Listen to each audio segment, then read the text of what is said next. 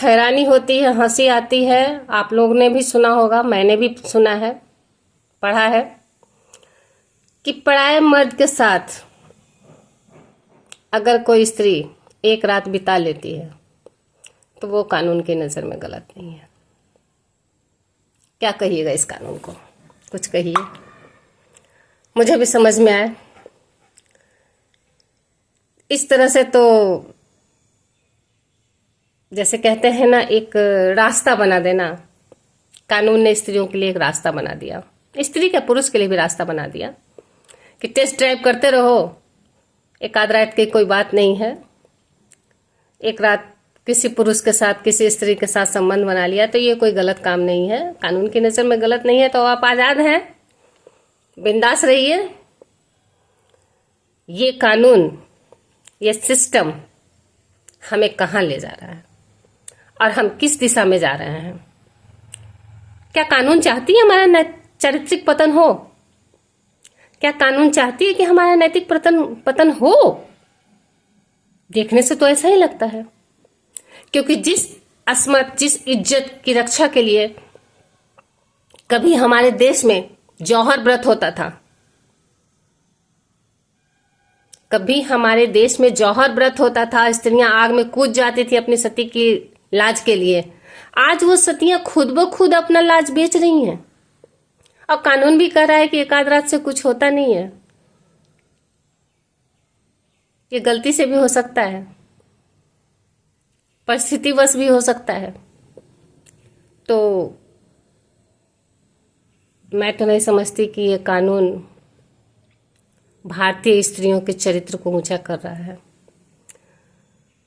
मेरे समझ से तो ये हमारे चरित्र को, हमारी संस्कृति को बिल्कुल गर्त में ले जा रहा है, क्योंकि इस तरह से जो स्टेटमेंट दिया गया है, इसमें स्त्री पुरुष दोनों भटक रहे हैं और रास्ते दोनों के लिए खुल गए हैं, दोनों आज़ाद हैं, क्योंकि इसको गलत माना ही नहीं गया है, तो दोनों आज़ाद हैं।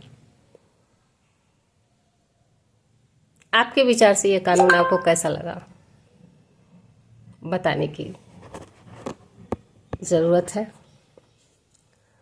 और ये देखने की ज़रूरत है कि जो कानून बनाता है, क्या वो अपने बहन बेटियों को भी इस तरह की छूट देगा, दे सकता है, या ये सिर्फ भारत की आम महिलाओं पे लागू होता है? एक आध रात किसी के साथ रह लीजिए, ये कोई कानूनी अपराध नहीं है। बहुत बड़ा मुद्दा है, सोचने की ज़रूरत है, लेकिन कोई सोच नहीं रहा। क्या कहेंगे सिस्टम को? आज सिस्टम ने ही लोगों को आज़ादी दे दी है, चाहे वो स्त्री हो चाहे पुरुष हो। दोनों का चारित्रिक पतन हो रहा है, दोनों का नैतिक पतन हो रहा है। ऐसा थोड़ा नहीं कि पुरुष का चरित्र नहीं गिरता है, पुरुष का भी चरित्र गिरता है।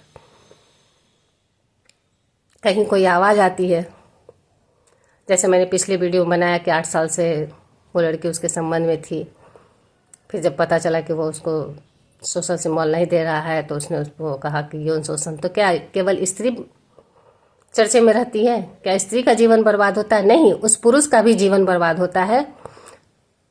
और जहाँ वो जिस सोसाइटी में रहता है, जिस लेवल पे काम करता है, वहाँ भी उसका चारित्रिक हनन होता है। लोग उसको गलत दृष्टि से देखते हैं, इसलिए संभलने की ज़रूरत है।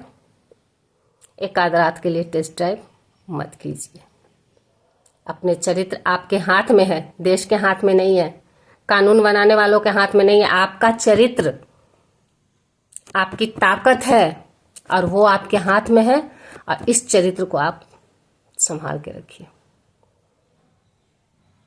इस चरित्र को संभालने की ज़रूरत है, न कि यहाँ वहाँ बांटने की ज़रूरत है।